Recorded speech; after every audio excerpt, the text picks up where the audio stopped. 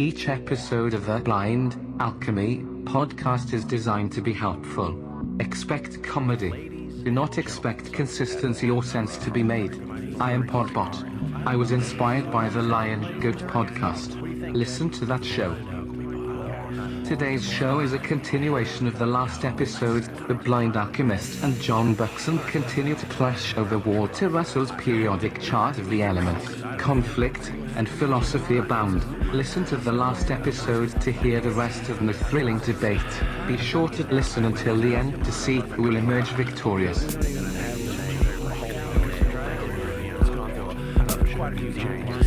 So we're going to stop there. Well, it's a show. I don't know what we got with or without a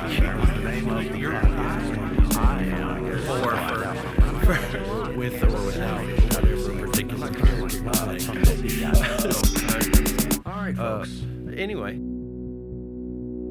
Hello and welcome to the Blind Alchemy Podcast. I am your host, the Blind Alchemist, and I am coming at you live from the kitchen with this rendition of reality as we know it. We are all one, and there is nothing new under the sun that shines down here upon the island of mind, which is somewhere adrift in the sea of frequency that creates all of reality. You see, we are connected through this energy.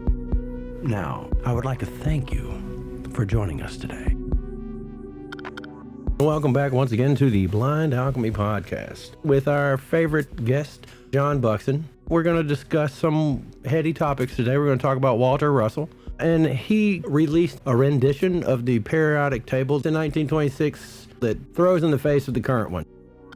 When we left off on the last episode, the Blind Alchemist had just asked the question: if we had built our world off this particular elemental table, then how different would it be? The mathematic of octaves in music, they don't work. Well, okay, I understand where you're coming from, but we didn't really invent these things, okay? If you take the Platonic solids, they have found examples of the Platonic solids that predate him by 3,000 years. Sure. Same goes with Pythagoras. Sure. All science builds on all science. It's a rediscovering of really old shit. How much of it was lost and how much of it is being rediscovered through really weird shit like meditation. The Blind Alchemist was also explaining some of the experiences that he has had during meditation. The two were discussing if these visions were the result of opening one's third eye. A week or so ago, I was in meditation, eyes closed, dark everywhere. Okay, and then all of a sudden, I could see with my eyes closed, like I had my eyes open.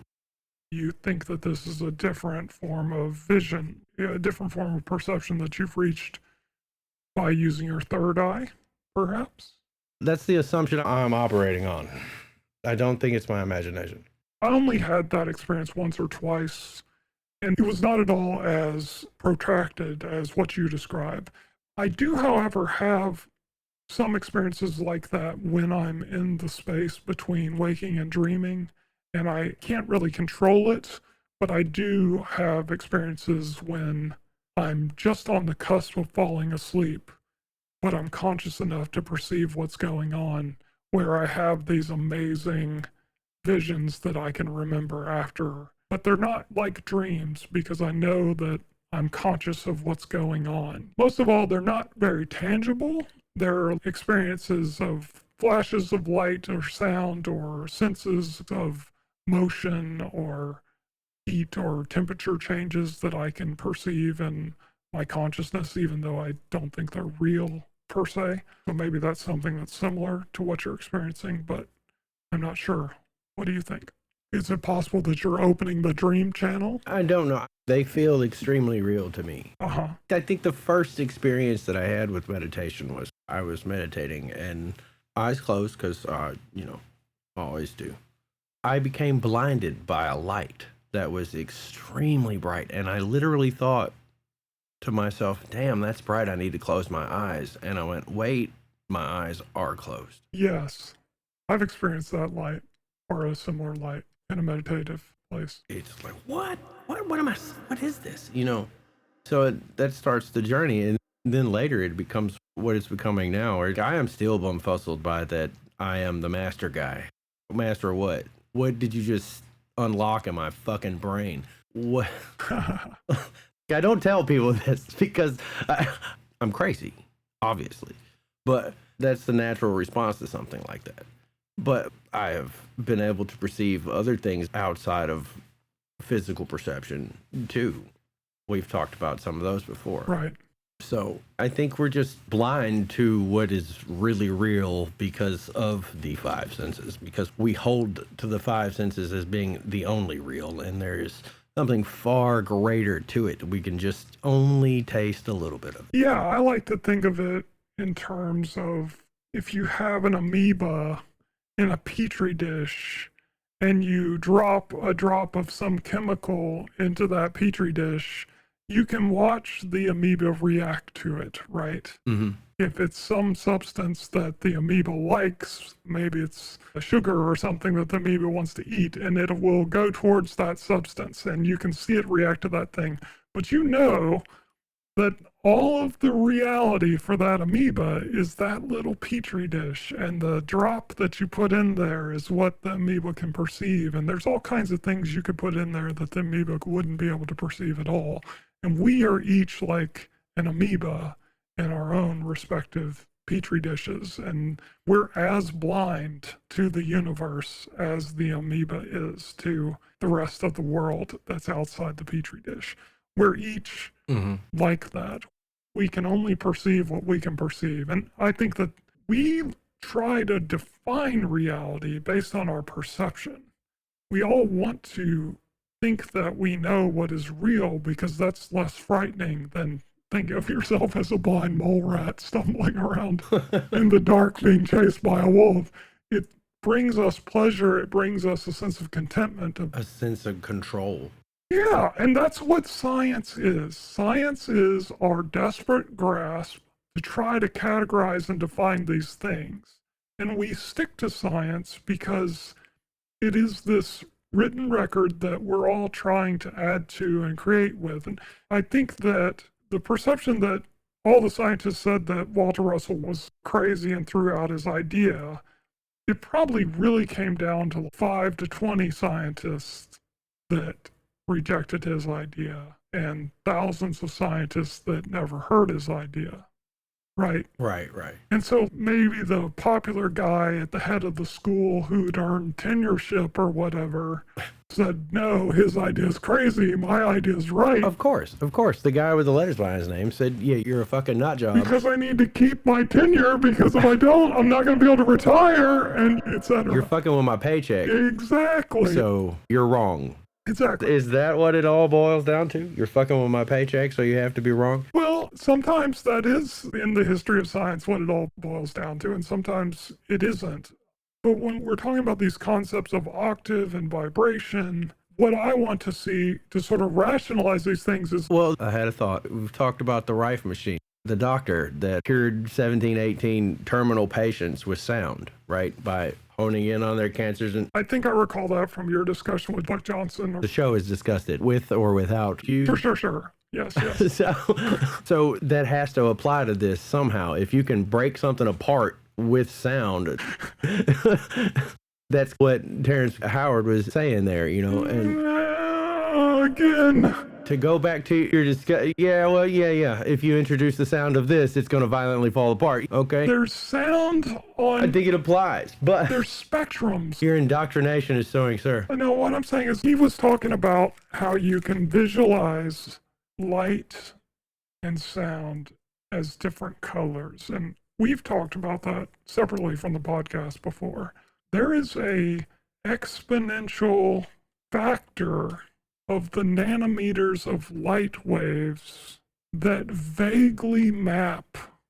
If you exponentially factor the mathematics of the frequency of the light by some number, like you divide it by 10,000, then somehow the nanometers kind of line up with a certain frequency range of the sounds that we can hear, such that certain sounds map to different colors. And this was useful as an education tool. I liked this concept because I was trying to memorize different colors of sound. Right. That's something Hendrix was into. For example, A440 frequency maps to the color orange. And we can only technically perceive like 47,000 shades of orange. But it's only A4. It's only the octave of A4. And it's only if you multiply its frequency by some number, which is a much bigger number. It's a much bigger frequency. It only maps between A4 and G5. So to sum up, insanely complicated, no one understands it. And so he's saying, well, you can map light to sound, and he's using these octaves, but for example, the octave of 0, of A0, or the octave of A1, they don't map to that frequency of light in the same way. You can't multiply them by the same number. If you do multiply them by the same number, it comes out to a visual spectrum that maybe some other animal on Earth can perceive, but it's not us. We can't see that color of light. Okay, it's perceivable, but it's not perceivable by us or by any technology we currently possess. It might be, again, what we call light, what we call the visual color spectrum, is all relative to the colors that our eyes can see, which is different than the colors that a dog can see. It's different than the colors that a whale can see. Mm-hmm. It's different than the colors you can see. The colors I see and the colors you see are not the same colors. We just agree that they are, even though they're not. And so the perception of light and sound is relative to the human in these terms. And I think that a long time ago, scientists were more narcissistic and egotistical in their views. They believed that the earth was created by God for humans so that we could procreate and be happy, so that we could embody the story of Adam and Eve or whatever. Mm-hmm. And just like you can make a rigorous periodic table that's outlined in all these boxes, and all the boxes sit neatly on top of each other and side by side, that's not how reality works. Nothing is neat. Nothing has these defined boxes. Nothing works that way, I don't believe. But I'm not saying that there isn't some sort of algorithm that a human could create to map elements of the periodic table to various sound frequencies. But I don't know what vibration he's talking about. I would love to see the math that he's talking about, where he takes the atomic vibration of hydrogen and somehow maps that to the third octave. Third octave of what? We base our current musical scale on the frequency of 440, but there's other popular frequency scales like the Pythagorean scale, which makes all music sound awful to our current ears, but sounded good back in his time because that's what people listen to. It's all relative. Music and sound frequencies, it's very relative to culture, and it's very relative to a sort of algorithm that we've applied to it so that it sounds nice to us. Okay, I'm going to play something. Maybe this will help, because I started to watch this before we got on here. Do you follow what I'm saying so far, though, before we jump off of this? Yeah. You're saying it can't be done because our math is... I'm not saying it can't be done. I'm saying that it's relative, and if it is done, it's an abstraction. It's sort of like if I say to you, can you create a mathematical algorithm that describes how when I throw this ball, it falls? Yes, I could apply Newtonian physics to that, and the curvature of the earth, and the formula that finds in math how power is speed times momentum, and subtract the coefficient of gravity, and how gravity and friction of the air is going to define the arc at which that ball will fall. Yes, I can create an algorithm that defines that, just like I can create an algorithm that somehow compares our current musical scales and frequency that the human ear can hear, and then extract a mathematical statistical analysis of how that maps to some frequency vibration if I multiply it by some coefficient. But I want to see that mathematical equation if I'm gonna somehow believe that You couldn't solve it if you tried, dude. You're not a mathematician. But okay, I could throw some numbers at you. No. it doesn't matter. That's my point. If someone can prove that there's an equation that exists that maps all of the elements on the periodical table to the sound frequencies that humans can hear and octaves that we would like to be able to listen to, I'll believe that there's a mathematical equation that defines that, but that doesn't necessarily mean that I'm going to say that that's the thing that defines the universe. You see what I'm saying? Yeah. Now we will take a break for some advertisements. Please support our sponsors. Just imagine this could be your advertisement. Please reach us at TheBlindAlchemyPodcast@gmail.com to provide sponsorship. And now, back to the show.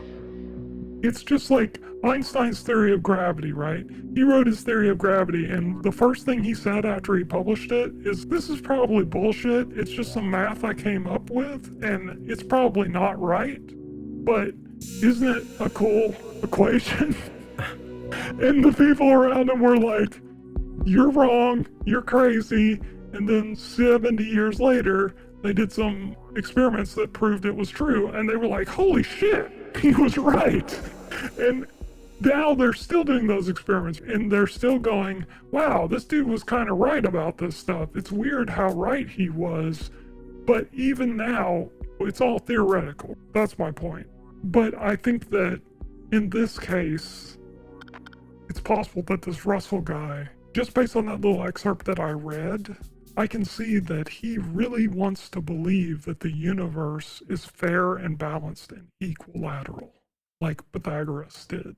People have always tried to superimpose this concept of logic, right, wrong, true, false, black, white, triangular, 12 steps, octaves, the periodic table. You see what I'm saying? We've always tried to extrapolate these very tabular, chart-terrific, structured things onto the universe, and I don't think the universe works that way. It's not like that. It's chaos and waves and... No, it just appears to be chaos, I think. But anyway, this video here is from the Chemistry Shack's The Periodic Table in Light and Sound. So let's see what it talks about. My name is Roy G. Biv. The G stands for Gary. And I like colors. But there's a problem with colors. They don't make sound. And as much as I love light and colors, I also love sound and music. So what if there was a way to turn light into sound? Well, it might actually not be that crazy of an idea, because light and sound are both waves. The trouble, though, is that the frequency of light waves are way too fast for us to hear. And that makes me really sad. That's the point I was making. But what if there was a way to turn the frequencies of light into music that we could hear? Well, it turns out there's actually a scientific instrument that does exactly this. This device scales the frequencies of visible light, which we see as different colors, into musical pitches that we hear as different musical notes. So if I start from red light, which has the lowest frequency, and go to violet light, which has the highest frequency, we can hear the pitch of the notes increase. Splendid! Another cool thing about the spectrum of visible light is that violet light is roughly double the frequency of red light. And in music, one doubling of frequency corresponds to an octave, or this interval.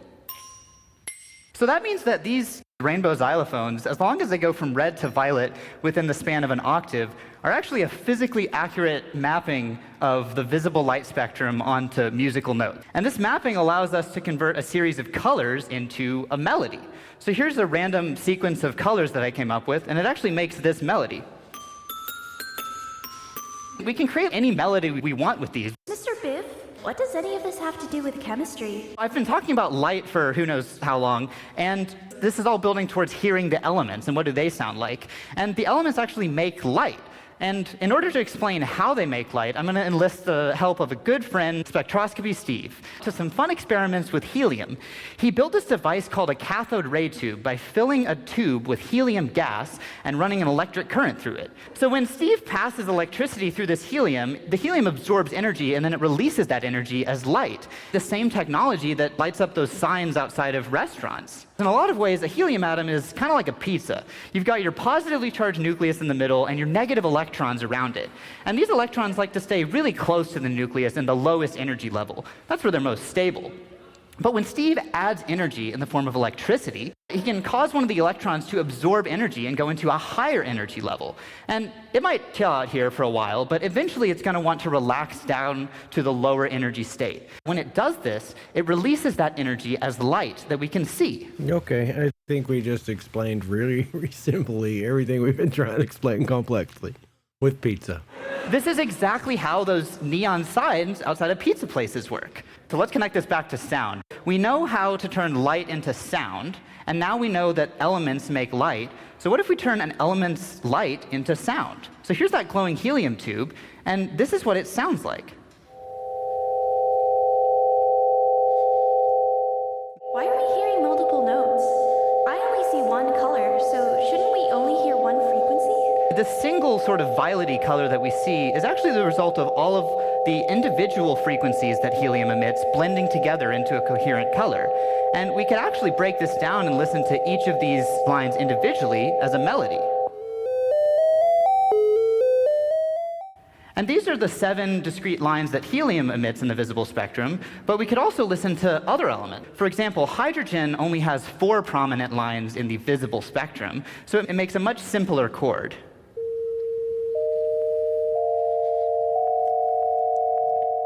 Oxygen, on the other hand, has a few more notes, about 187, so it sounds a little bit messier and kind of noisier. What about molecules with more than one element? I know that water is made of hydrogen and oxygen, so if we combine the sound of hydrogen with oxygen, is this what water sounds like? When we mix elements together, they actually form chemical bonds and share their electrons, so the spectra completely change, and really things get way more complicated. What if both elements in the molecule are the same? What does it sound like when 2 helium atoms come together to form a bond? Helium doesn't really form chemical bonds. It's a noble gas, which means that it really just likes to be alone. Okay, I'm stopping it there. I think that we can surmise with it is a harmonic universe. Yes. That sound plays a role because sound is a piece of energy, however it is perceived and by whatever it is perceived by. Yes, yes. All things vibrate, all things are energy. The vibration of stuff around other stuff creates a wave of vibration and compression, just like the compression and vibration that occurs on the atomic level. But again, as he said, his little tool thing, his instrument thing, it's performing a mathematical equation against these frequencies of light. So what he said was actually very different than I think what WalterRussell said or what terrencehoward was saying. When he showed the helium, he showed how overtones of the vibration of helium can be mapped to 7 different visible light spectrums. And that's the thing about sound and the notes of sound as we hear them in these sequences of overtones, which overlap each other, which are multiples of various different frequencies. And so he has to multiply this vibration of helium to map them to these various different spectrums of light. And yes, sure, you can do that. You can make a math equation that does just about anything you want it to do. You can multiply any number by some sequence of other numbers and then map them to the visual light spectrum and say, in the number of ants that crawled on my house this week, it mapped to the color purple and yellow and orange. And I made some music from that by multiplying it by some other equation, and it played this chord. And that's how all ants are. Ants are the chord of A flat minor in the 3rd octave. No, you can't say that that's how the world works just because you can multiply it by some mathematical equation to get some colors or some frequency of sound. And that's what I'm saying about this theory. You know, I'm not saying that he's wrong, that all things are connected, or maybe there is some sort of mathematical equation you could create to map the different vibrations of the different elements to these different octaves, as he calls them. I suggest you actually watch the Joe Rogan episode with Terrence Howard there, and maybe he'll continue to explain it in a way that makes more sense to you, and you'll be like, oh, okay. Yeah. Brace yourself for impact, because it's going to get crazy. It really does. Well, that doesn't surprise me. I think Terrence Howard is great as an actor. Yeah, okay, you're doing exactly what they want you to do. Oh, he's just a stupid actor. He can't possibly know. No, I'm not saying that. I think he's a great actor. He can't possibly be smart enough to talk about physics, because he's just an actor. Just like WalterRussell was just a painter, just a sculptor, just whatever. No, I'm a self-taught philosopher. I'm a self-taught musician. I'm a self-taught computer programmer. You know, I'm a self-taught engineer in all sorts of fields. I think before a certain time, or 1832 or whatever, everybody was self-taught in many ways, unless you were the extremely wealthy. Yeah. And then if you didn't have letters after your fucking name, you weren't shit. And that mindset still holds. You don't have letters, fuck you. You don't know what you're talking about. We're going to encourage everyone to think differently. I'm not saying that about Terrence Howard. I'm just saying when it comes to mapping woo-woo with science, But science is woo-woo. The roots of science itself is from a woo-woo place, okay? I agree with that.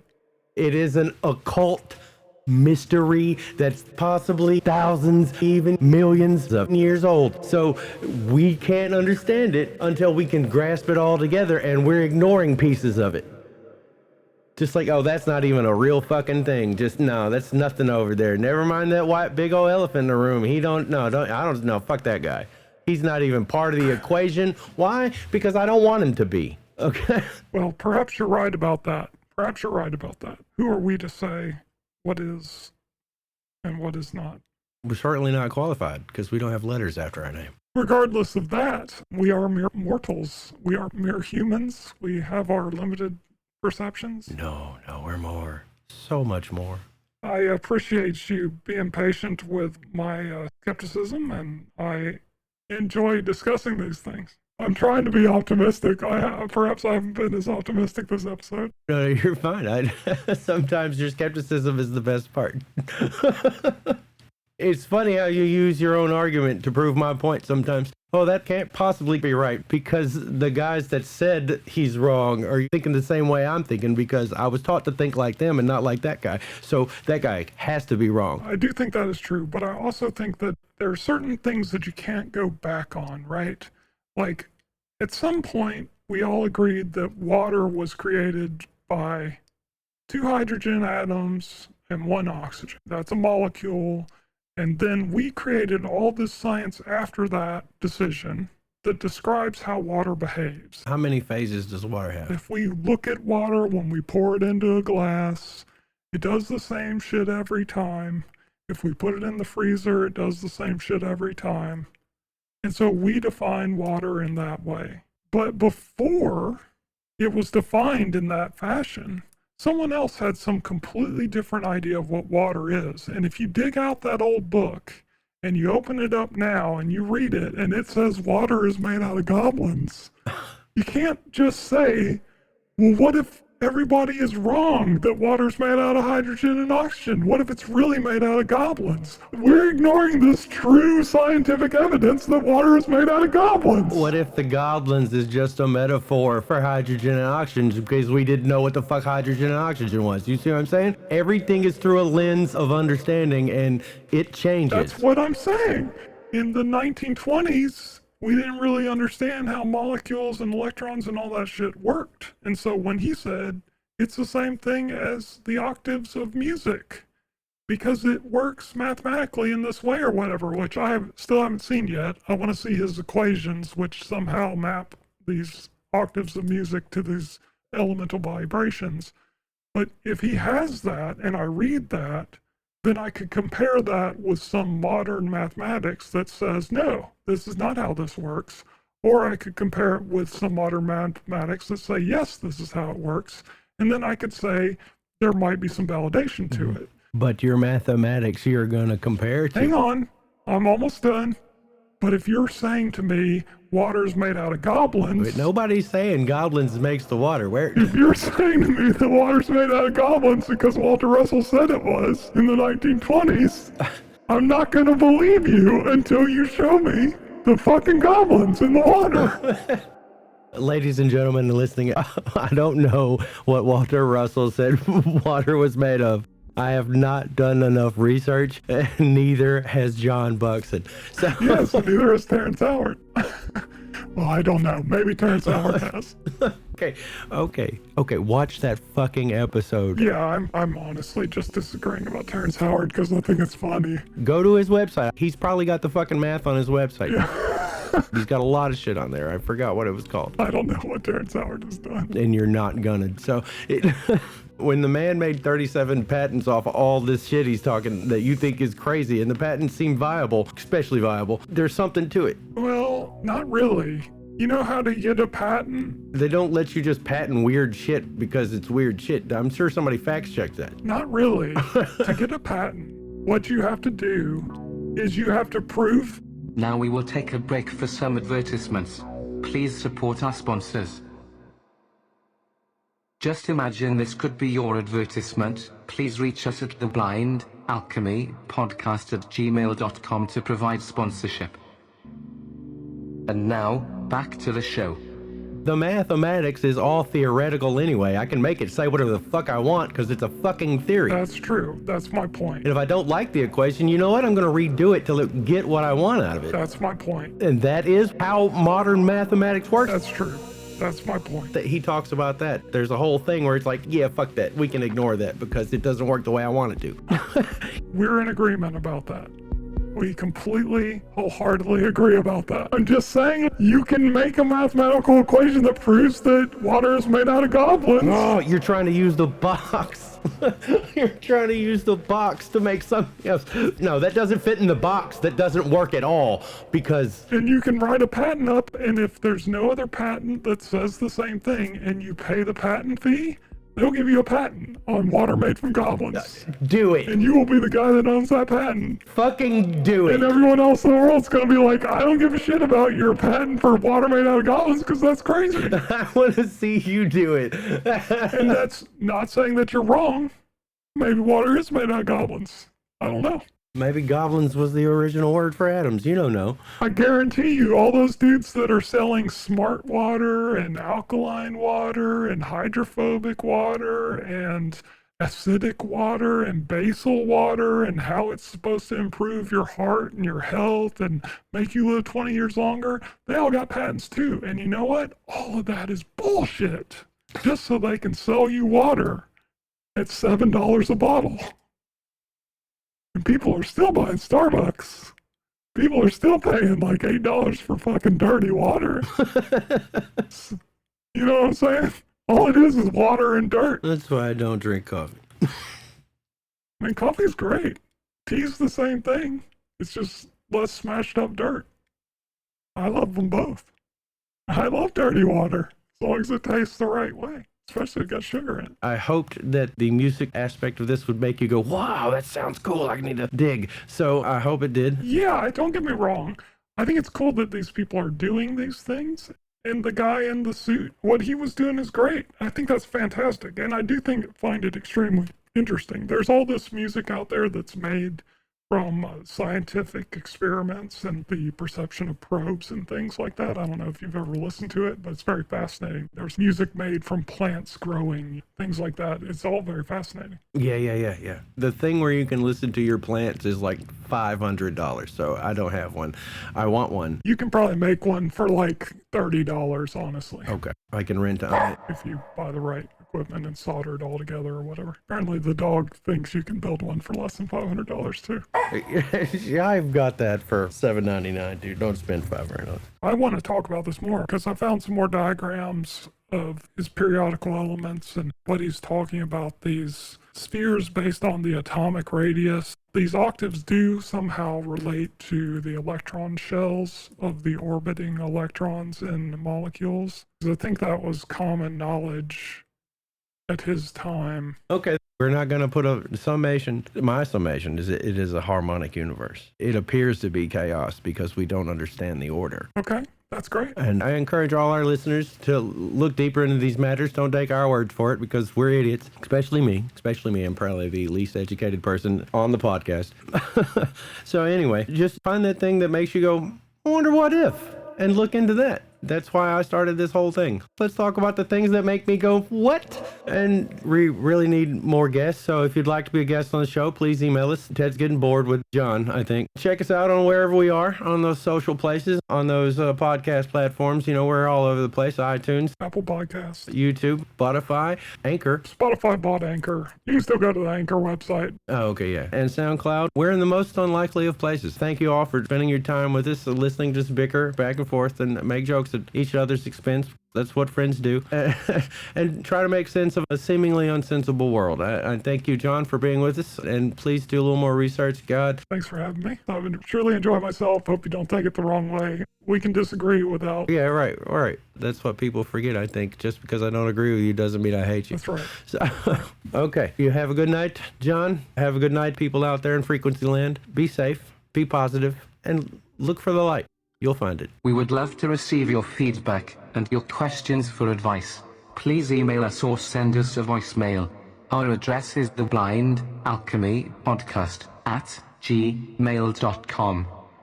Find, like, review, subscribe, and contact us on Facebook and YouTube at The Blind Alchemy Podcast. All one word. Please subscribe to this podcast on your podcast player. We are available on iTunes, Spotify, SoundCloud, and anchor.fm/TheBlindAlchemyPodcast. Please tell all your friends, enemies, and any strangers to listen to our podcast. This will help us bring joy to everyone. Text-to-speech services were provided by freetts.com and readloud.net. Some information was provided by wikipedia.org. Various audio clips were located on youtube.com. Please see the episode notes for full attribution.